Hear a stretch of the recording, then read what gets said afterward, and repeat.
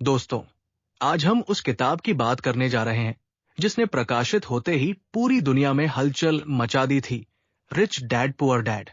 इस किताब में ऐसे 6 अनमोल सबक बताए गए हैं जिन्हें अपनाकर कोई भी व्यक्ति अमीर बन सकता है। अगर आप भी अमीरी की ओर बढ़ना चाहते हैं तो इन बातों को ध्यान से सुनिए, एक भी पॉइंट को मिस न करें। लेखक रॉबर्ट कियोसाकी बताते हैं कि उनके जीवन में 2 डैड थे। एक थे वो जिन्होंने जन्म दिया, जिन्हें वे पुअर डैड कहते हैं। दूसरे थे जिन्होंने उन्हें धन कमाने की समझ दी, जिन्हें उन्होंने रिच डैड नाम दिया। उनके पुअर डैड बहुत पढ़े लिखे और समझदार थे।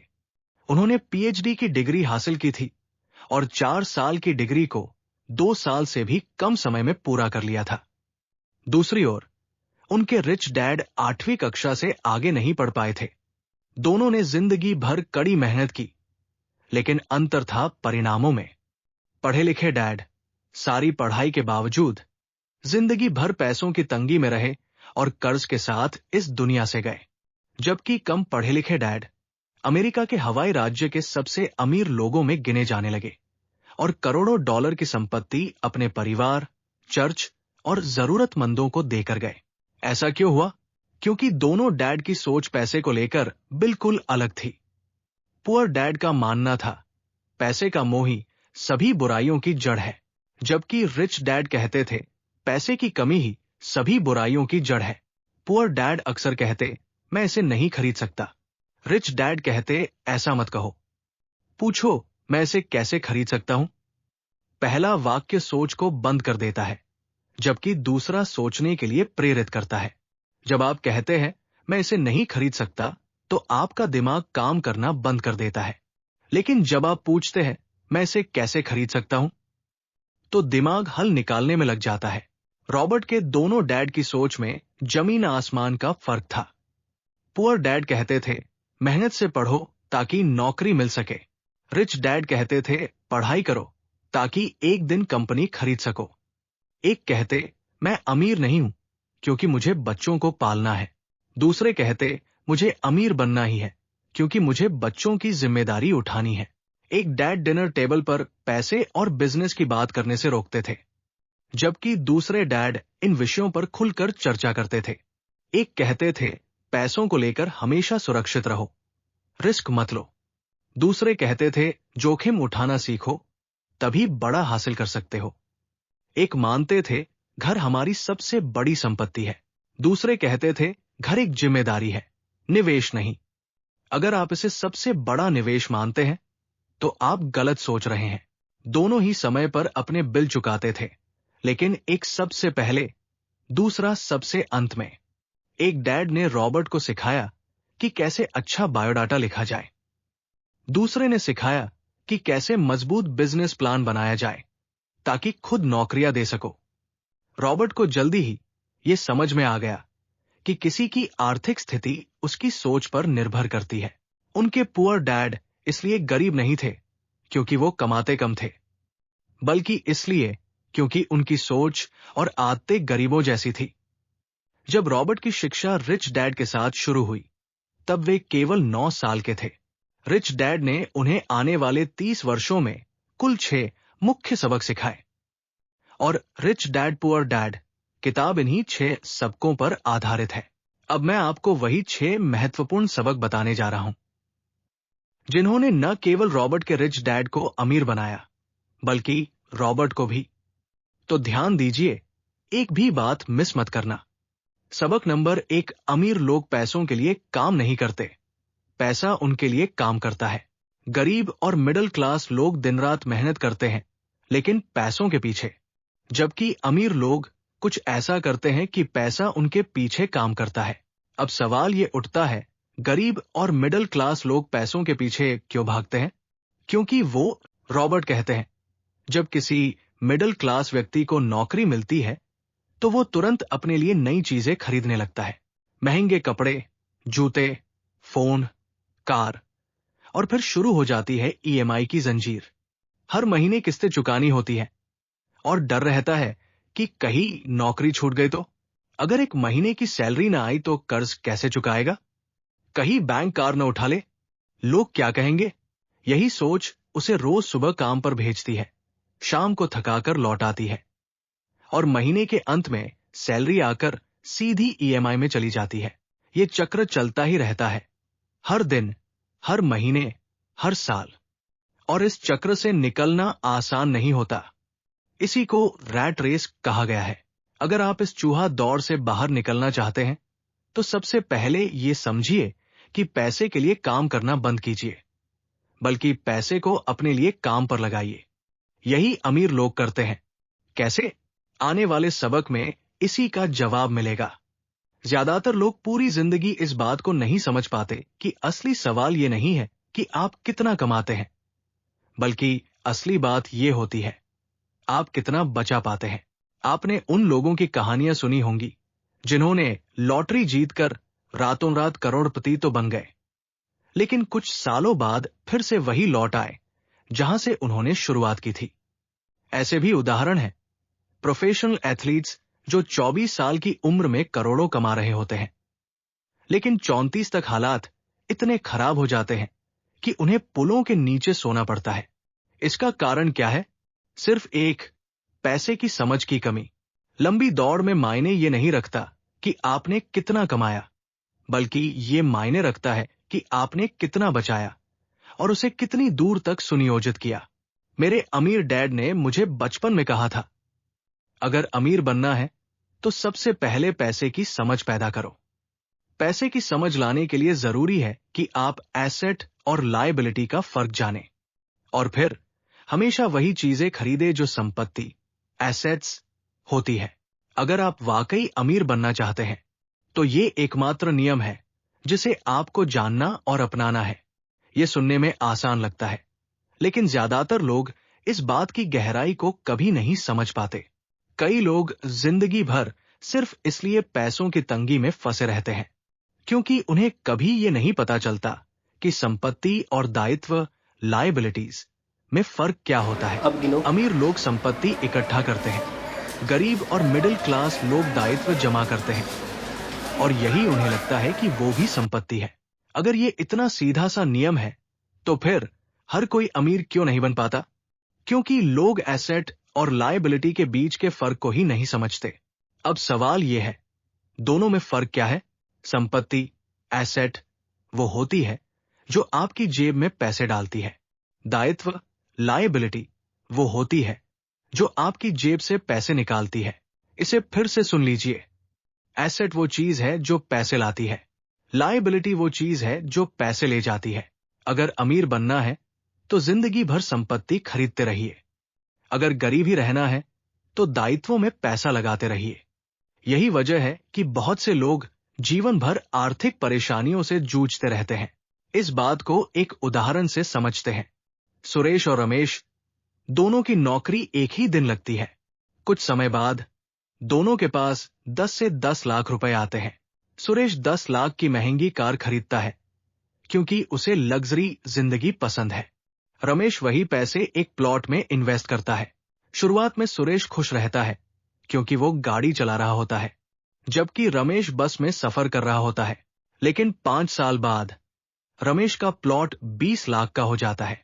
वही सुरेश की कार की वैल्यू आधे से भी कम हो जाती है। रमेश वो प्लॉट बेचकर 20 लाख कमाता है और तुरंत एक ऐसी प्रॉपर्टी खोजता है जिसे कोई जल्दी में सस्ता बेचना चाहता है। वो 25 लाख की प्रॉपर्टी 20 लाख में खरीद लेता है, फिर से 5 साल रखता है और उस प्रॉपर्टी को 50 लाख में बेच देता है। अब वो 50 लाख लेकर एक नई प्रॉपर्टी 60 लाख की 50 में खरीद लेता है, फिर 5 साल इंतजार करता है। यानी अब पूरे 15 साल बीत चुके हैं। अब रमेश उस प्रॉपर्टी को 1 करोड़ में बेच देता है और करोड़पति बन जाता है। फिर वो उस करोड़ रुपए से कार, कपड़े और आराम की चीजें भी लेता है, और जो 50 लाख बचते हैं उनसे दोबारा प्रॉपर्टी खरीद लेता है। अब वो बस एक प्रॉपर्टी खरीदता है और उसकी वैल्यू बढ़ती जाती है। उसकी प्रॉपर्टी उसके लिए पैसा बनाती रहती है। दूसरी तरफ सुरेश की कार आज इतने सालों बाद कौड़ी के दाम पर भी नहीं बिकती। वो फिर से उसी पुराने हालात में लौट आया है। यही फर्क होता है गरीब और अमीर सोच में। गरीब आदमी सबसे पहले दायित्व खरीदता है, ऐसी चीजें जो उसकी जेब से पैसे निकालती है, जबकि अमीर सोच वाला व्यक्ति हमेशा संपत्ति खरीदता है, ऐसी चीजें जो उसकी जेब में पैसा डालती है। भारत में 80% परिवारों की यही कहानी होती है। वे पूरी जिंदगी मेहनत करते हैं, फिर भी अमीर नहीं बनते, क्योंकि वे पूरी जिंदगी संपत्ति की जगह दायित्व खरीदते रहते हैं। मेरे अमीर डैड के फाइनेंशियल स्टेटमेंट में साफ दिखता है कि अमीर और अमीर क्यों बनते हैं, क्योंकि उनकी संपत्तियां इतनी आमदनी देती है कि न केवल खर्च चल जाता है, बल्कि बचत भी होती है, और उस बचत को वे दोबारा संपत्ति में निवेश करते हैं। इससे उनका एसेट वाला कॉलम लगातार बढ़ता है और उससे मिलने वाली इनकम भी। अब बात करते हैं, मिडिल क्लास लोग परेशान क्यों रहते हैं। जैसा कि पहले बताया, फर्क बस इतना है कि वो एसेट और लायबिलिटी का अंतर नहीं समझते। एक बार आपने ये अंतर समझ लिया, तो आप लगातार संपत्ति खरीदने की सोचने लगेंगे। आपका एसेट कॉलम बढ़ेगा, साथ ही आप अपने खर्चों और दायित्वों को कम करने की कोशिश करते रहेंगे। धीरे धीरे आपकी संपत्ति इतनी मजबूत हो जाएगी कि आप रिटर्न देने वाले रिस्की इन्वेस्टमेंट भी कर पाएंगे, जैसे कि 5,000 रुपए का निवेश 10 लाख या उससे भी ज्यादा बन जाए। ऐसे इन्वेस्टमेंट को मिडिल क्लास बहुत रिस्की मानते हैं, लेकिन असल में निवेश खतरनाक नहीं होता। जो खतरनाक होती है वो होती है पैसे की नासमझी। वित्तीय ज्ञान की कमी ही हर निवेश को जोखिम भरा बना देती है। एक आसान सा नियम याद रखिए, अमीर लोग संपत्ति खरीदते हैं, गरीब लोग सिर्फ खर्च करते हैं, और मिडिल क्लास लोग दायित्व खरीदते हैं, लेकिन उन्हें लगता है कि वे संपत्ति खरीद रहे हैं। सबक 3, अपने काम से काम रखो। इसका मतलब ये बिल्कुल नहीं है कि चुपचाप ऑफिस जाओ, अपना काम करो और घर आ जाओ। इसका सही अर्थ है, अपनी नौकरी करते रहो, लेकिन साथ ही अपनी संपत्ति बढ़ाते रहो और दायित्वों को घटाते रहो। इस तरह आप नौकरी में रहते हुए भी अमीर बन सकते हैं। मतलब साफ है, डे जॉब चलती रहे, लेकिन साइड में सही इन्वेस्टमेंट्स पर फोकस शुरू करो। जैसे जैसे आपकी आमदनी आती जाए, वैसे वैसे आप सच्ची संपत्तियों में निवेश करते जाएं। ऐसे खर्चों से बचें जिनकी वैल्यू घर लाते ही गिर जाती है, जैसे नई कार जो शोरूम से निकलते ही 25% कम हो जाती है। बैंक भले ही इसे संपत्ति कहें, लेकिन असल में ये लायबिलिटी है। तो असली संपत्ति होती क्या है? मैं आपको या आपके बच्चों को जिन चीजों में निवेश करने की सलाह दूंगा, वो है 1, ऐसे बिजनेस जहां आपकी मौजूदगी जरूरी ना हो। आप मालिक हो, लेकिन बिजनेस कोई और चला रहा हो। अगर आपको खुद वहां काम करना पड़े, तो वो बिजनेस नहीं, आपकी नौकरी है। 2, शेयर मार्केट, निवेश कीजिए और बाकी काम मार्केट को करने दीजिए। 3, सरकारी बॉन्ड्स। 4, mutual funds. 5, किराए पर चढ़ाई जा सकने वाली प्रॉपर्टी। 6, ऐसी कोई भी चीज जो वैल्यू बढ़ाए, आमदनी दे और आसानी से बेची जा सके। इन सब में खास बात यह है कि आपको खुद मेहनत नहीं करनी होती, पैसा आपके लिए काम करता है। अपने पैसे को कर्मचारी बनाइए। जब मैं कहता हूं अपने काम से काम रखो, तो इसका मतलब है आपके पैसे को ऐसी जगह लगाइए कि वो आपके लिए काम करता रहे। जब आपका 1 रुपया आपकी संपत्ति कॉलम में चला जाए, तो उसे वही रहने दीजिए। वो आपका नया एम्प्लॉय है जो दिन रात काम करेगा। आप अपनी नौकरी ईमानदारी से करते रहें, लेकिन धीरे धीरे अपनी संपत्तियों की गिनती बढ़ाते जाएं। आराम की चीजें कब खरीदें? जब आपका कैश फ्लो बढ़ने लगे, तभी आराम की चीजें खरीदिए। अमीर लोग लग्जरी चीजें सबसे बाद में खरीदते हैं, वहीं गरीब और मिडिल क्लास लोग इन्हें सबसे पहले खरीद लेते हैं। ये लाइन बेहद जरूरी है, इसमें अमीर बनने की पूरी सोच छिपी है। आप चाहे तो इस हिस्से को दोबारा सुन सकते हैं, टैक्स का इतिहास और कॉर्पोरेट्स की ताकत। रॉबर्ट कियोसाकी बताते हैं कि मेहनत से कमाया गया पैसा सरकार को टैक्स में देना इतना आसान मत बनाइए। कानूनी तरीकों से वो सारे रास्ते ढूंढिए जिनसे आप टैक्स बचा सकें।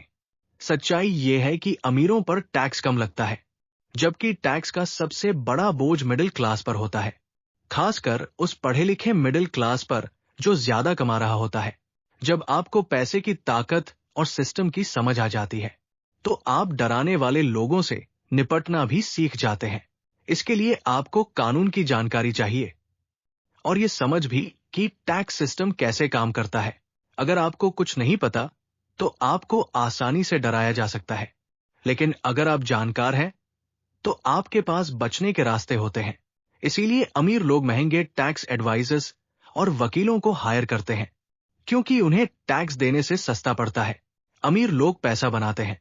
अब सवाल यह है, अमीर लोग पैसा बनाते कैसे हैं? उदाहरण के तौर पर, हमारा एक स्टॉक पोर्टफोलियो है जिसे हम पर्सनल म्यूचुअल फंड कहते हैं।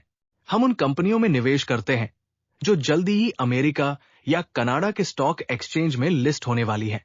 एक बार हमने एक कंपनी में उसके पब्लिक होने से पहले 25 सेंट प्रति शेयर की दर से 1 लाख शेयर खरीदे। जब कंपनी लिस्ट हुई तो शेयर की कीमत $2 प्रति शेयर हो गई। अगर कंपनी अच्छी है तो वो $20 या उससे ऊपर तक भी जा सकती है। हमने कई बार देखा है कि $25,000 कुछ ही महीनों में $10 लाख बन जाते हैं। ये जुआ नहीं है, ये ज्ञान, समझ और अनुभव का खेल है।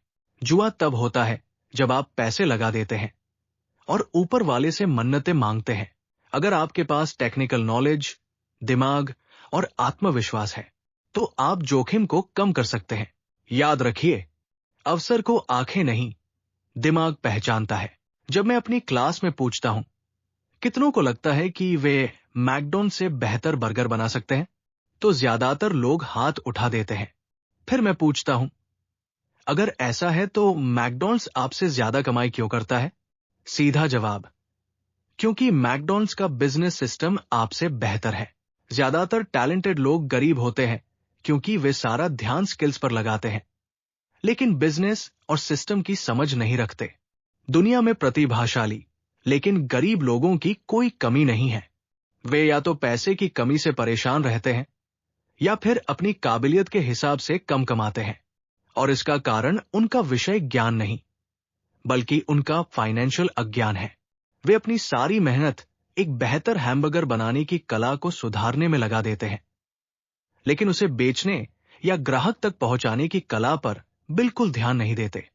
शायद मैकडॉनल्ड्स सबसे टेस्टी बर्गर न बनाता हो, लेकिन उसे बेचना और डिलीवर करना अच्छी तरह जानता है, और यही उसकी ताकत है। इस पॉइंट को अच्छे से समझना बेहद जरूरी है। अगर समझ न आए तो दोबारा सुनिए। मेरी सलाह युवाओं के लिए है, जब भी नौकरी की तलाश करें, इस पर ज्यादा ध्यान दें कि आप क्या सीख रहे हैं, न कि सिर्फ ये देखें कि आप कितना कमा रहे हैं।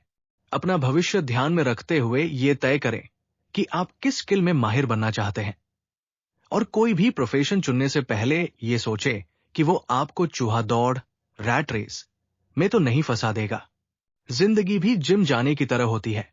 सबसे मुश्किल काम होता है फैसला लेना कि जाना है। एक बार आप फैसला कर लें तो आगे सब आसान हो जाता है।